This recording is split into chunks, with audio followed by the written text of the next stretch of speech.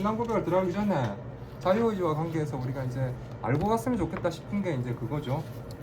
펠라기안하고 알미니안.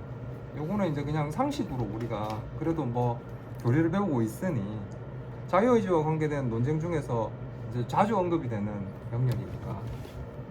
펠라기안은 펠라기우스주의자라는 뜻입니다. 그죠?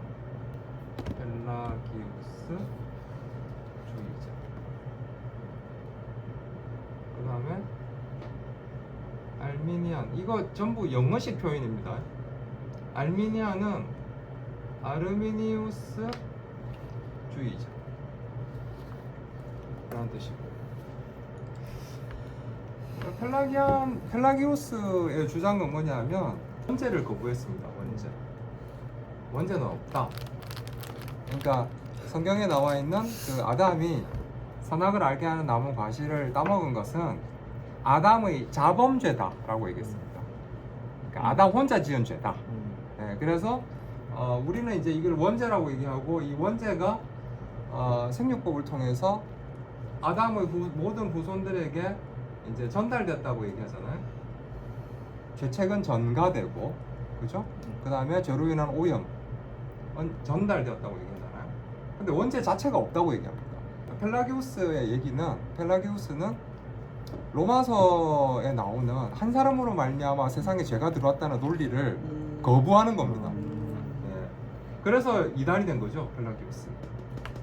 네. 그러니까 원죄가 없으니까 사람의 전적 타락이 없는 거죠. 죄를 지어서 우리가 어떤 상태가 되었냐면 원래 우리에게 주어진 원의가 타락한 거죠. 그러니까 지정의가 타락한 거죠. 그래서 원래 우리가 가지고 있어야 되는 지정의가 떨어진 거다, 그죠? 그래서 하나님을 아는 지식과 그 다음에 하나님을 사랑하고 하나님의 거룩함을 사모하는 마음이 없고, 그 다음에 하나님의 의로움을 추구하려고 하는 의지적인 노력을 발휘할 수 없는 상태가 되었다 라는 게 이제 전적 타락이거든요. 그래서 우리의 삶 속에서는 하나님을 추구하려고 하지도 않고 하나님과 관련된 뭔가가 제시될 때 이제 그걸 거부하고 저항하고 반대하고, 적극적으로 반대한다. 그 관심이 없다는 것에서 끝나는 것이 아니고 적극적으로 거부하고 반대한다는 거죠. 그런데 펠라기우스의 이제 논리에 의하면 원죄가 없고 전적 타락이 없기 때문에 사람은 언제든지 자기 의지를 써서 선한 것을 행할 수 있는 능력이 여전히 존재하는 거죠. 왜? 하나님 사람을 원래 그렇게 만들었으니까. 그래서 펠라기우스의 주장을 받아서 그 주장을 똑같이 이제 그 답습해 나가는 사람들을 우리가 펠라기안이라고 합니다. 펠라기우스주의자. 이 사람들은 자유의지를 써서 하나님을 믿을 수 있다 이렇게 얘기하는 겁니다. 하나님을 내 의지를 써서 내가 하나님을 믿을 수 있어 라고 주장한다는 측면에서는 아르미니우스주의자들도 똑같습니다. 똑같은데 아르미니우스주의자들과 펠라기우스주의자들의 차이점이 뭐냐면, 아르미니우스주의자들은 지정의 완전하고 전적인 타락은 인정하지 않지만 지정까지는 타락했다고 얘기합니다. 제가 볼 때는 이게 이제 처음에는 예정론을 가지고 사실은 다투었어요. 아르미니우스가 사실 예정론을 가지고 개혁신학을 주장하는 사람들과 다투었거든요. 그 예정론을 가지고 다투다가 그러면 예정이 아니면 신자는 어떻게 나와? 이렇게 되는 거죠. 예, 하나님의 절대적인 주권에 의해서 예정이 된 사람에게 믿음을 선물로 줘서 하나님이 신자를 삼으시는 거잖아. 그리스도인을 삼으시는 거잖아. 이제 이렇게 이제 개혁신학을 하는 사람들이 이제 주장을 했는데, 그럼 신자는 어떻게 나와? 이 부분에 대해서 답변을 해야 되는데, 이 부분에 답변을 하면서 이제 어떻게 얘기를 하냐면은 믿음으로 나오는 거야. 그럼 이 믿음은 어디서 나오는 거야? 나한테서 나오는 거야. 이렇게 된 거죠. 예. 왜냐하면 예정된 사람에게만 믿음을 선물로 주는 것이 아니고, 여기서 믿음을 갖다가 발휘할 수 있는, 그러면 믿음이 나에게서 나오려면 믿을 수 있는 의지가 있어야 되잖아.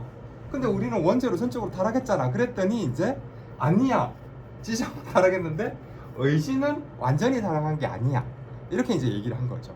그러니까 처음에는 예정론을 가지고 고마로스하고 아르미니우스하고 예정론 가지고 싸운 거예요. 예정론이 첨예한 내용이거든요. 지금도 그렇지만, 지금도 그렇지만 당시에도 첨예한 내용입니다.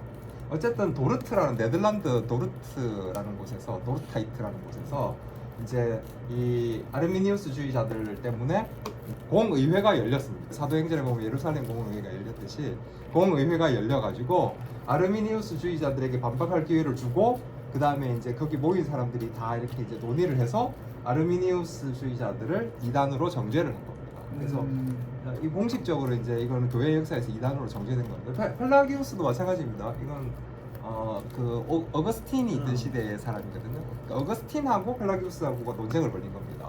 그때가 예수님 오시고 한 300 몇십 년 됐던 그때, 그러니까 뭐 4세기 정도, 4세기 무렵인데 그때 이미 이거는 이단으로 정죄된 거고, 이거는 한 450년 전, 불과 400여 년 전에 이런 일이 있었다는 겁니다. 그런데 우리는 여전히 이 색깔을 띠고 있는 사람들이 있죠, 교회 안에. 그래서 자기가 자기 의지로 나도 이쪽에 좀 많이 가깝다 생각이 딱 드네요. 그런데 이제 펠라기우스는 원죄 자체를 부정하고 그래서 전적 타락 자체가 없다라고 주장을 하고, 이 아르미니우스는 원죄는 인정해요. 원죄는 인정하고 하지만 완벽한 타락을 갖다 전적 타락을 거부하는 거예요. 자, 그러면 우리가 지금 이제 거의 아르미니우스주의자들과 굉장히 비슷하다고 알고 있는 감리교나 성결교 같은 구세군 같은 곳은 어떤 그런 색깔을 가지고 있느냐, 거기는 어떻게 얘기하냐면 자기가 믿는다고 얘기하거든요. 너희들이 믿어야 된다라고 얘기하거든요. 그러면은 그 사람들은 그러면 도대체 이 논리를 어떻게 그러면은 부수고 이단으로 정죄되지 않고 우리와 철학적 사고가 다른 형제로 인정을 받을 수 있느냐면 그들은 전적 타락을 인정한다는 겁니다. 이단이냐 아니냐를 결정하는 가장 키가 뭐냐면 전적 타락을 인정하느냐 인정하지 않느냐라고 생각하시면 됩니다. 전적 타락. 그러니까 우리의 모든 영역, 지, 정, 의, 몸 모든 영역이 타락했느냐 하지 않았느냐를 인정하느냐 인정하지 않느냐. 그러면 이 아르미니우스는 이걸 완전하게 타락하지 않았다, 의지는 일부 남아 있다라고 얘기했죠. 그래서 우리는 이단으로 정죄. 네, 그래서 우리는 선한 것을 선택할 수 있는 의지가 일부 남아 있기 때문에 하나님을 보고 하나님을 믿을 수 있는.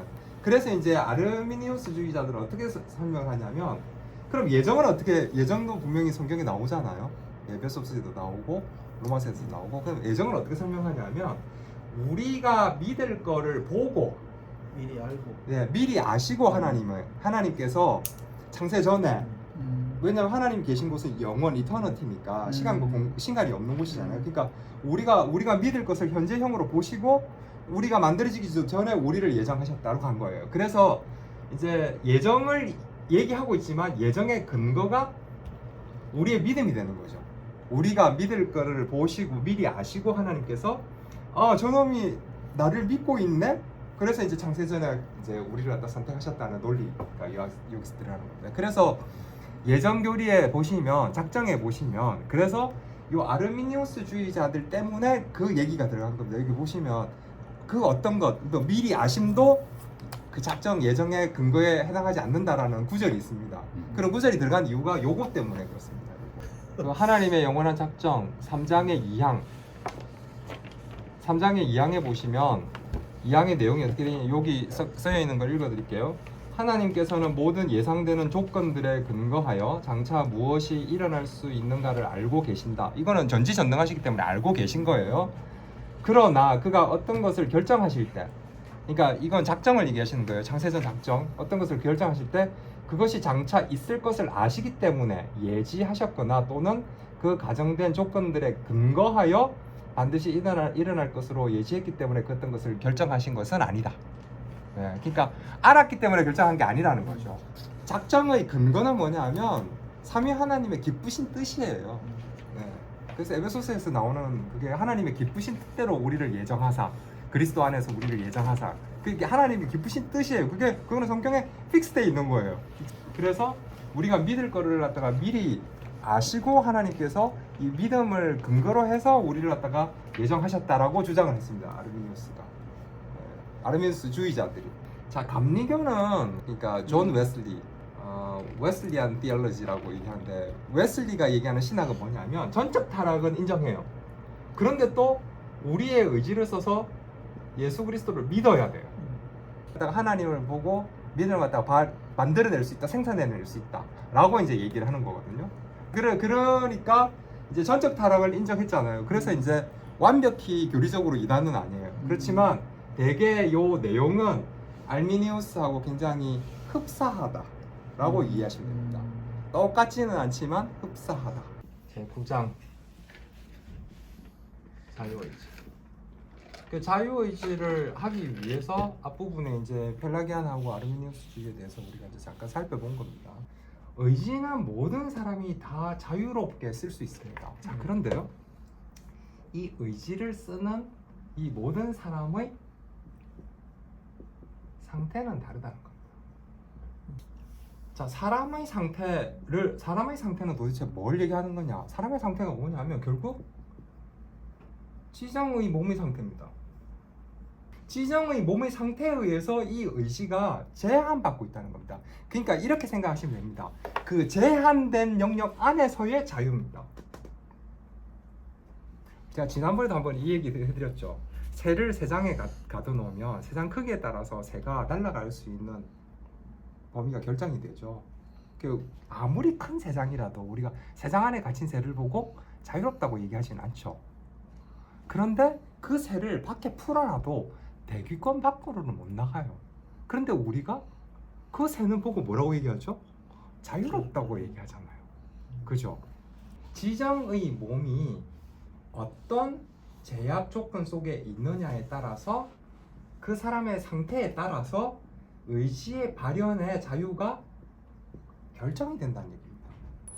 이 9장의 자유의지의 내용을 보게 되면 1항부터 5항까지 있죠. 1항부터 5항까지의 내용을 잘 보시게 되면 1항은 뭐냐면요, 사람에게 본성적인 자유가 처음 주어졌을 때의 그 자유의지를 얘기하는 겁니다. 1항의 얘기는 어떤 본성적인 자유를 우리에게 하나님께서 부여하셨냐 이거고요. 두 번째는 뭐냐면 2항은 뭐냐면 순수의 상태에서 우리의 자유의지는 어땠냐. 그 다음에 세 번째는 뭐냐면요, 세 번째는 죄로 인해서 타락한 상태, 죄의 상태에서는 우리의 자유의지가 어떤 상태가 되느냐. 그 다음에 네 번째는 은혜의 상태. 그 다음에 다섯 번째가 뭐냐면 5항이 뭐냐면 영화의 상태입니다. 그래서 그 자유의지는 이 되게 복잡하게 얘기하자면 엄청나게 복잡한 내용이지만 신앙 고백은 매우 명료하고 간단하게 정리하고 있습니다. 이렇게 우리의 상태에 의해서 우리의 의지는 어떻게 자유롭게 표현되고 발현되는가를 얘기하고 있는 겁니다. 자, 그럼 각 항으로 들어가서 한번 보겠습니다. 자, 1항을 보겠습니다. 1항은요, 아까 얘기한 것처럼 하나님께서 우리에게 사람의 의지에 본성적인 자유를 부여하셨다.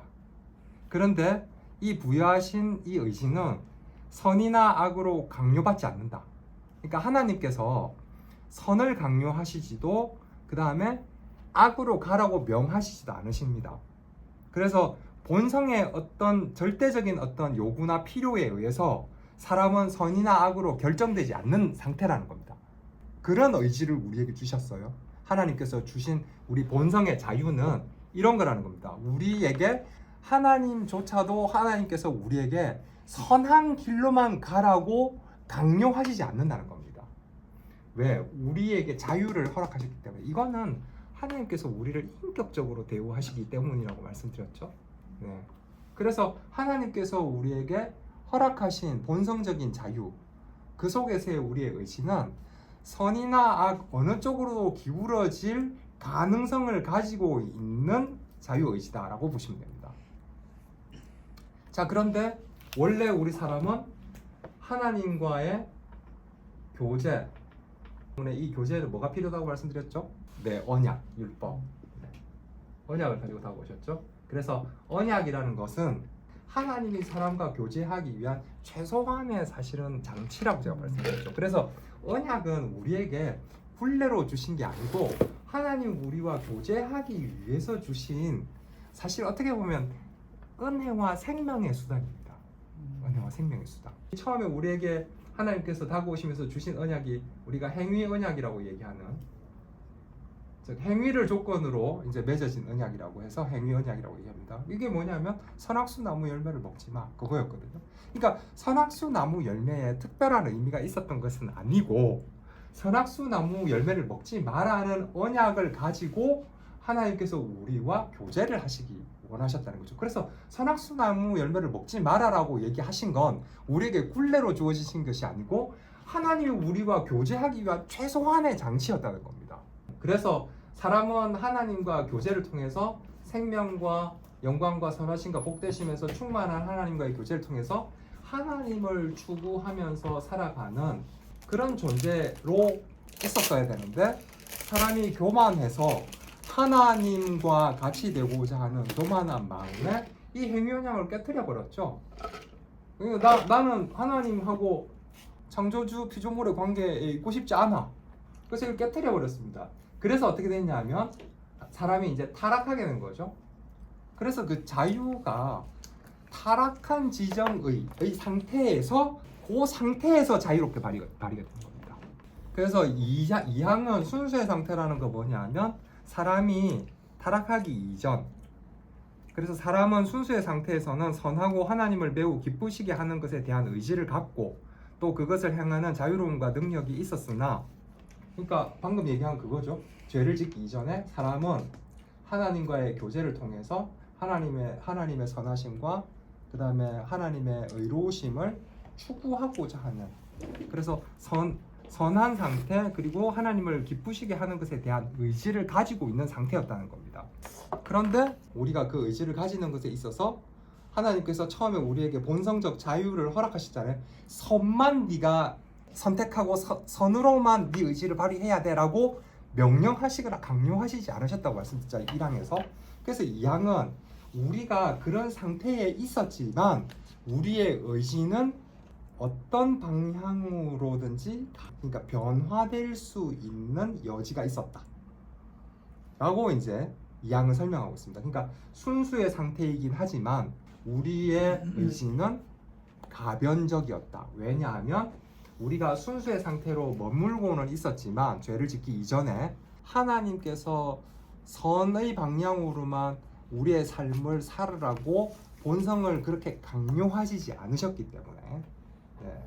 그래서 이 항에 보면 가변적이라는 말이 있는데, 이 말은 순종과 불순종에 대해서 의지를 가지고 행동하는 것에 있어서 가변적이었다라는 겁니다. 순수의 상태에서도. 그러니까 하나님을 향한 순종과 불순종을 의지적으로 선택하고 그 다음에 그 의지에 따라서 행동하는 것에 있어서는 선택의 여지가 있었다는 겁니다. 가변적이었다. 네. 그러니까 픽스되지 않았다는 겁니다. 어느 쪽으로. 네. 그래서 순수의 상태에서는 하나님을 기쁘시게 하고 또 하나님의 거룩함과 의로움을 향한 의지를 갖고 있었지만 가변적이었다. 왜냐하면 하나님께서 주신 본성적인 자유의 상태가 하나님의 선하심만을 쫓게끔 하나님께서 강요하시거나 그 다음에 강제하시지 않기 때문입니다. 그래서 사망은 진짜 이 자유의지가 어떻게 보면 진짜 꽃이긴 꽃이네요. 피조물인데 그 의지를 줬다는 게. 그렇죠. 그렇죠. 네. 그래 로봇으로 살게 하지 않고 그죠. 네. 뭐 내가 하나님께서 로봇으로 막 명령만 넣으면 요즘 얼마 더 이거 자동으로 착해서 로봇으로 할 수 있었지만은 인격을 불어넣으셔서 네가 하도 되고 안 하도 되지만은 그게 아까 말한 인격적인 교제를 나누기 위해서 로봇하고 사람하고 다른 거는 그 교감이 할 수 있는 부분 아닙니까? 로봇 교감이 안 되잖아요, 그죠? 그러니까 아주 소극적이고 수동적이지만은 접붙여 있는 상태, 그게 뭐 가장 제대로 하는 거라는 거 아니에요. 그건 내가 뭘 기본적인 가장 기본적인 거죠. 가장 내가 기본적인 뭔가를 게 접붙여 있어야 된다, 의지를 그죠? 발동해 가지고 내가 뭔가를 하려고 하는 것보다 보면 소극적이고 수동적인 거잖아요. 그죠? 그러니까 그걸 감당을 못 하는 것 같아. 그렇지 우리는 우리가 그 자유의지와 네. 관계에서 네. 자유의지와 관계에서 얘기를 하자면 사람들은 은연중에 하나님의 은혜를 말하지만 자기가 뭔가를 하지 않아도 된다는 것에 대한 굉장히 자존심 상하는 어떤 부분들을 가지고 있습니다. 반발심이 있는 것 같아. 근데 반발심이 있습니다. 음. 그게 뭐냐 하면 그게 죄성입니다. 그 다음에 이제 타락해서 우리가 이제 죄의 상태에 처하게 된 거죠. 죄의 상태에 처하게 되면 어떻게 되냐면 구원을 가지고 올 수 있는 선한 것을 하는 의지가 완전히 상실되게 됩니다. 그러니까 등을 돌려버린 거죠. 그러니까 아까 제가 말씀드린 것처럼 이제 우리의 의지가 제한되고 국한되는 겁니다. 우리의 지정의. 왜냐하면 우리의 지정의 몸은 이제 행실을 얘기하겠죠. 행동, 행위. 제가 계속 말씀드리지만 이게 이렇게 간다고 말씀드렸잖아요. 우리가 모르는 것을 사랑할 수 없고 사랑하지 않는 것을 행하지 않는다는 거죠. 추구하지 않는다는 거죠. 그러니까 제일 중요한 건 뭐냐면 여기서부터 시작돼야 되는데 하나님, 즉 선하심에 있어서 홀로 충만하신 하나님과의 관계가 끊어졌어. 그리고 우리는 선이 뭔지 몰라요. 지금까지 몰랐듯이 우리가 지난 시간에 선한 게 뭔지에 대해서 우리가 배워보기 전에 그냥 막연하게 선에 대해서 생각했잖아요. 그냥 뭐 사회법적으로 그냥 욕먹을 짓 안 하면은 뭐 착하게 사는 거지, 뭐 선하게 사는 거지, 이렇게 생각했잖아. 나도 그렇게 생각했어요. 그렇게 생각하고 산다는 거예요. 여기서는 이 타락한 상태에서는. 그러니까 그 수준에서의 삶밖에 안 나온다는 거예요. 근데 그 수준에서의 삶으로는 뭐예요? 구원은 안 돼요. 그래서 하나님과 다시 교제가 돼야 돼요. 왜냐하면 하나님한테 제가 얘기했잖아요. 생명이 있잖아요. 생명과 영광과 선하심과 복되심이 홀로 충만하신 하나님과 교제가 회복되지 않고는 그래서 그것이 이루어지는 삶이 나오지 않고서는 구원이 안 돼요. 그런데 우리의 지는 타락을 해서 그 하나님을 알 수가 없다니까. 그러니까 하나님의 선하심과 완전히 상관없는 존재가 된 거예요. 그러면 이제 완전히 상관없다라는 제한 속에서 자유로운 의지가 발휘되기 되기 때문에 이 자유로운 의지로는 어떤 상황과 환경에서 의지를 발현해도 하나님의 선하심과는 상관없는 네. 그래서 우리의 구원과는 상관없는. 그래서 이 상황에서 이렇게 얘기하는 거예요. 죄 안에서 영적인 선을 향한 의지에 대해서 모든 능력을 완전히 잃어버렸고 그래서 선을 절대적으로 싫어하고 죄 안에서 죽은 상태로 자기 자신의 능력으로는 스스로를 회심시킨다는 말은 돌아선다는 거거든요. 하나님 쪽으로 돌아선다. 돌아서거나 스스로를 그렇게 할 수 있도록 준비할 수 없다. 우리 의지로는 안 돼요. 그게 죄의 상태에서의 우리의 의지라는 겁니다. 그러니까 죄의 상태에서도 우리는 의지의 자유가 있습니다. 네. 뭐든지 마음대로 선택할 수 있는 자유의 의지가 있잖아요. 그런데 그 자유의지의 상태에서는 어떤 것을 선택해도 하나님과 상관없어요. 그러니까 어떤 것을 선택해도 생명과 상관없고 어떤 것을 선택해도 하나님의 영광과 상관없고 어떤 것을 선택해도 하나님의 선하고 상관없는 게 되는 거예요. 그러면은 생명과 상관없으니까 그거는 사망과 관련된 일이죠. 영광과 상관없으니까 그거는 비참한 일이 되는 것이고 선하심과 상관없으니까 그건 악한 일이 되는 거예요. 우리가 보기에 아무리 선한 것도 그건 악한 것이 되는 거야. 하나님 보시기에. 왜? 하나님과 상관없으니까. 홀로 선하심이 홀로 충만하신 하나님과 상관없으니까. 사항은 이제 은혜의 상태입니다. 그래서 하나님께서 죄인을 회심시켜서 그를 은혜의 상태로 전환시킵니다. 그러니까 하나님께서 하시는 겁니다. 우리의 노력으로 우리가 은혜의 상태에 빠지거나 은혜의 상태에 들어갈 수 있는 게 아닙니다. 하나님께서 죄인을 회심시키는 겁니다. 그러니까 회개, 믿음과 회개를 묶어서 회심이라 하거든요.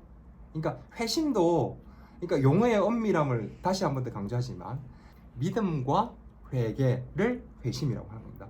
그래서 처음 있죠. 처음 우리가 그리스도를 내 구주로 믿는다.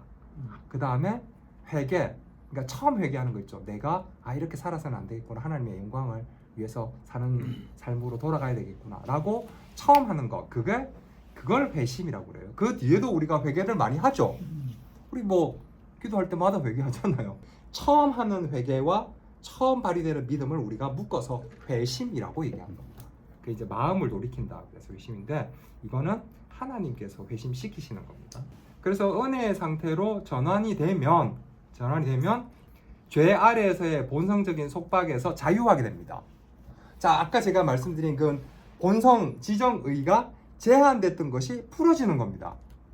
자, 그러면 제한됐던 것이 풀어지면 이제 선한 것을 선택하려고 하는 의지가 발휘가 될 수 있겠죠? 그죠? 그런데 악한 것을 선택하려고 하는 의지도 여전히 가지고 있겠죠? 그래서 이제 이 은혜의 상태는 뭐냐면 제가 지난번에도 한번 이 얘기 해드린 것 같은데 도덕적 중립 상태로 돌아가는 겁니다. 어디로? 여기로. 그래서 우리가 신앙생활을 하는 우리한테서도 일어나고 우리 주위에서도 일어나는데 보면 가끔 저 사람이 신앙인이라는 사람이 왜 저렇게 행동하고 저런 선택을 했지? 우리도 가끔 그럴 때 있잖아요. 내가 그때 왜 그랬을까? 미쳤는가 보다. 그런 게 나오는 게 뭐냐면 완전하지 않아요. 제한이 풀린 것이지. 그러니까 제한이 되어 있다 보니 우리의 의지는 어떤 것을 선택해도 하나님과 상관없는 선하지 않는 것만 선택할 수 있는 상태에서 이제 제한이 풀린 거예요. 속박이 풀린 거예요. 그러면 어떻게 되냐면 순수의 상태에서 그 가변적이었던 그 상태처럼 우리에는 하나님이 원하시는 것, 하나님 선하다 하시는 것, 하나님 의롭다 하시는 것, 하나님이 기쁘다 하시는 것을 의지적으로 선택할 수 있는 그런 의지의 상태도 있지만 여전히 그렇지 않은 것을 선택할 수 있는 여지도 있다는 거죠. 그럼 신자의 상태는 은혜의 상태고 여기 있는 거죠. 그러면 불신자의 상태는 죄의 상태에 있는 거예요, 그대로. 네, 여기 그대로 있는 거죠. 그래서 불신자들은 그래서 우리가 그런 얘기 하잖아요. 교회 밖에서 아무리 착한 일을 해도 법 없이 사는 사람도 있잖아요. 사회법 정말 하나도 안 어기고 정말 착하게 사는 사람. 그런 사람도 그럼 천국 못 가요? 못 갑니다. 왜? 하나님과 상관없기 때문에. 왜? 하나님만 선이라고 제가 말씀드렸잖아요. 하나님만 생명이에요. 네, 생명과 영광과 선하신가 다시 복되시면서 홀로 충만하시잖아요. 하나님 바깥에는 생명이 없어요.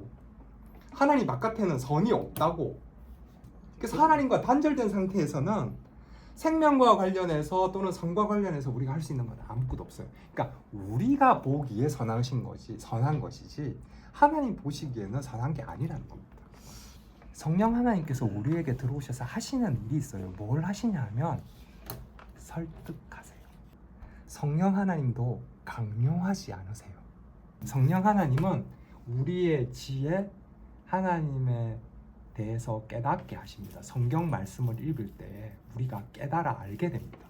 그래서 하나님을 사모하게 합니다. 하나님의 거룩함, 하나님의 선하심. 그래서 하나님의 그 의로우심을 추구하게 됩니다. 그래서 우리는 기꺼운 마음으로 그러한 삶을 살아가게 되는 겁니다. 그 회심했다는 건 페이스가 들어와서 성령께서 우리를 회심시키는 겁니다. 그 회심이 되는 영역은 전적으로 타락된 이 영역들을 소생시킨다 했잖아요. 제가 소생. 그러니까 이 영역이 다 소생되는 겁니다. 그 선한 것을 결심하게 하잖아요. 결심하게 합니다. 그렇게 우리를 설득하십니다. 그러면 우리가 설득되어서 우리는 기꺼운 마음으로 그렇죠 하나님, 이게 하나님이 기뻐하시는 일이죠 하고 그 일을 자원하는 마음으로 하게 된다는 겁니다. 그래서 성경에서 자원이라는 얘기가 나오는 겁니다. 헌금도 자원해서 해라고 얘기하잖아요. 성령 하나님이 우리 안에 들어오시고 난 뒤에는 기꺼운 마음으로 자원해서 하는 겁니다. 모든 것은. 근데 그렇게 될 수 있게끔 지정의 삶을 통해서 성령 하나님께서 설득하십니다. 우리를. 그래서 우리는 말씀을 자꾸 읽어야 됩니다. 왜? 말씀을 읽을 때에 성령께서 우리의 지를 조명하시고 굳은 마음을 자꾸 부셔서 부드러운 마음으로 만드시고, 그러니까 우리는 하나님께서 우리를 선택하셔가지고 우리에게 믿음을 주셨다고 해서 우리가 뿅 변하는 줄 알아요. 하나님의 전지전능한 능력으로 이렇게 흠과 오류가 많은 인간이 갑자기 팍 하얀색 세마포를 입어 팍 그런 아주 백의의 천사처럼 확 변하는 줄 아닙니다. 절대. 우리는 죽을 때까지 죄인으로 사는 겁니다. 죽을 때까지 의롭다고 여김받은 죄인으로 사는 겁니다. 그러니까 우리는 계속 우리의 이 정서적인 면에서는 하나님을 거부하려고 하는 마음이 있어요. 이 은혜의 상태에 대해서 내가 얘기했잖아요. 여기 은혜의 상태에 9장 자유의지 4항에 보면 제일 마지막 줄에 보면 선한 것만을 전적으로 결심하지 못하고 악한 것을 또한 결심한대잖아요. 우리는 그런 상태에 있어요. 그렇기 때문에 우리는 은혜의 외적 반편을 부지런하게 사용해야 되는 거예요. 기도하고 말씀 보고 이걸 해야 되는 거예요. 그 책임은 우리한테 주어졌다는 거예요. 그러니까 우리가 회심하고 회개했다고 해서 우리가 말씀도 안 보고 그럼 기도도 안 해도 그러면 하나님께서 그러면 우리의 구원은 보증을 하셨기 때문에 우리는 뭐 그냥 이렇게 살아도 돼? 그게 아니라고 자꾸 로마서에서 사도 바울이 얘기한 거예요. 그럴 수 없다고 얘기하는 거예요. 또 그렇게도 안 된다고 얘기하는 거고. 자, 그런 상태에 우리의 자유의지가 있었는데 우리는 영화의 상태가 되면 이 영화는 언제 이루어지냐 하면 부활체를 입을 때. 우리가 죽고 난 뒤에는 그리스도의 영광 가운데로 들어가는 겁니다. 그때 영화되는 건 아닙니다. 영화는 언제 되냐면 완전한 예수님께서 재림하실 때 우리가 부활체를 입을 때 죽은 자들이 부활할 때 그때 영화의 상태가 되면 왜냐하면 우리의 죄는 어디 있냐면 우리의 죄는 육체에 있거든요. 그러니까 우리가 육체가 죽어야 돼요. 그럼 우리의 육체가 죽고 나면 그래서 육체의 소욕, 성령의 소욕이 나누어지는 거예요. 우리의 육체에 있어요. 그래서 육체가 죽고 나면 여기서 육체는 육을 얘기하는 게 아닙니다. 이 살, 육이 아닙니다. 육이 아니고요. 네페시, 하나님께서 네페시를 만들어 놓고 생기를 불어넣어서 네페시 하야가 됐잖아요. 생명, 살아있는 존재가 됐잖아요. 네페시가 죽어야 돼요. 그리고 새로운 이 생기에 새로운 육체가 오는 거예요. 그래서 우리가 영화의 상태가 되면 그러면 5항의 제일 마지막에 보면 자유로이 선만을 행할 수 있는 상태가 된다. 우리 이 땅을 사는 동안은 은혜의 상태이기 때문에 우리는 죄도 짓고 그래요. 그런데도 우리가 계속해서 하나님으로 같은 구원 의롭다고 여김을 받는 어떤 상태가 유지가 되느냐? 유지가 돼요. 우리가 죄를 지었는데 돼요. 그러니까 사람들이 오해하는 게 이거예요. 우리가 예를 들어서 하나님 앞에 심각한 죄를 범했잖아요. 뭐 그게 고이든 고이지 않든 어떤 상황에서 죄를 범한 예를 들어서 유혹을 받아서 죄를 범했을 수도 있고 어쨌든 죄를 범했잖아요. 그러면 사람들이 어떻게 되냐면 내가 하나님의 의와 멀어졌다거나 하나님과 뭔가 조금 이렇게 떨어졌다는 심리적인 어떤 상태가 됩니다. 그래서 사람들은 뭐라고 생각하냐면 이런 내가 다시 교회에 갈 수 있을까? 하나님 앞에 내가 다시 은혜를 구할 수 있을까? 이렇게까지 생각하는 사람도 있는데 계속 말씀드리지만 하나님께서 우리를 의롭다고 여기는 건 우리의 상태와 상관없어요. 하나님이 처음부터 우리는 아무것도 안 했는데 우리에게 성령께서 믿음을 가지고 들어오셔서 그리스도와 접붙이심으로 그리스도의 의가 전가되어서 우리가 하나님 앞에 의롭다고 선언된 거예요. 그러니까 내가 하나님 앞에 의롭다고 선언되기 위해서 뭘 한 게 아무것도 없어요. 그렇기 때문에 내 상태와 상관없이 하나님의 의롭다고 선언하신 그 선언은 여전히 유지가 됩니다. 그래서 칭의는 여전히 유지가 됩니다. 왜? 칭의의 근거가 뭐라고요? 예수 그리스도의 의. 예수 그리스도의 의가 우리 상태 때문에 줄었다 늘었다 하나요? 예수 그리스도의 상태는 언제나 거기에 그대로 있습니다. 충만하게. 그 의가 우리에게 전가된 거예요. 전가된 건 우리에게 주입된 게 아닙니다. 주입됐으면 우리의 상태에 따라서 이렇게 늘었다 줄었다 하겠죠. 우리가 아무렇게나 살아도 돼? 안 됩니다. 그렇게 못 삽니다. 왜? 성령께서 지정의 삶을 설득하시고 계속해서 우리 안에서 그런데 우리가 100%는 그렇게 못 살아요. 왜? 우리는 영화의 상태에 있지 않기 때문에. 그렇기 때문에 우리가 은혜의 상태에서 은혜를 계속 추구하는 우리의 살적 노력을 해야 되겠지만 우리가 간혹 유혹을 받아서 넘어질 때가 있다, 그죠? 그럴 때도 우리가 구원의 확신을 놓치지 않을 수 있는 것은 우리의 구원이 우리에게 근거가 있는 것이 아니고 예수 그리스도의 의에 근거가 있기 때문에 예수 그리스도의 의는 줄거나 늘어야 될 필요가 없을 만큼 완벽하고 완전하시기 때문에 그 의가 우리에게 전가가 된 거기 때문에 그 의로 우리가 의롭다함을 받은 것이고 우리가 구원을 받은 거기 때문에 그래서 우리의 구원은 취소가 될 수가 없는 겁니다. 우리의 구원이 취소가 된다고요? 그럼 그리스도의 의가 부족하다는 얘기잖아. 마지막으로 다시 한 번 더 말씀드리면 우리 웨스트민트 신앙 고백은 9장 자유의지를 어떻게 정리하고 있냐면 사람의 본성의 상태에 따라서 자유의지가 어떻게 발현이 되고 그러니까 이제 나타나는지를 정리해 놓고 있습니다. 그래서 이 상태에 따라서 자유의지를 더 구분하시면 좋겠다. 그래서 의지를 자유롭게 사용하는 것이 우리의 상태에 의해서 결정된다. 그렇게 이해하시면 되고 우리가 믿는 자로서 우리는 어디에 와 있냐? 은혜의 상태에 와 있다. 그렇지만 은혜의 상태라고 해서 영화의 상태가 아니기 때문에 우리는 여전히 하나님과 상관없는 것, 그 다음에 악한 것을 선택할 가능성이 있다는 것을 염두에 두고 신앙생활을 해야 됩니다. 그거를 선택하는 것에 대한 면죄부를 주라는 것이 아니고 그런 가능성이 있기 때문에 더더욱 우리는 기도하고 말씀을 붙들어야 된다로 가시면 좋겠다. 네, 이상입니다.